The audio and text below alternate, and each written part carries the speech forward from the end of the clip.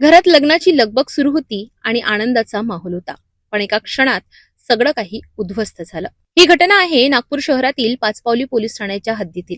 Pachpaoli police ठाण्याचे वरिष्ठ police निरीक्षक बाबुराव राऊत यांनी दिलेल्या माहितीनुसार 1 मेच्या सायंकाळी ही दुर्दैवी घटना घडली।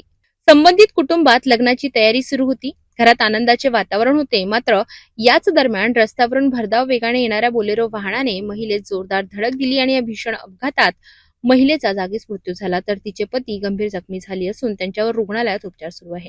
अपघाताची माहिती मिळताच पाचपावली पोलिसांनी घटनास्थळी धाव घेतली। पोलिसांनी तात्काळ कारवाई करत अपघात करणाऱ्या वाहन चालकाला अटक केली आहे। सध्या या प्रकरणात पुढील तपास सुरू असून या घटनेमुळे परिसरात हळहळ व्यक्त केली जात आहे, कारण लग्नाच्या घरात या अपघातामुळे दुःखाचे सावट पसरले आहे।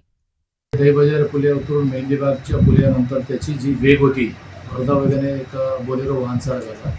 तेवढ्यात राणी द्रौपदी चौकाच्या अगोदर बडोदा बँक ऑफ बडोदा त्याच्यातून पैसे काढायला आले यशवंतनगरचे केशरीबाई टोंडीलाल शरणागत आणि त्याचा नवरा। त्याची अचानक गाडी बंद पडल्याने टू व्हीलर थोडा गाडी ढकलत होता आणि ती बाईक चालत होती।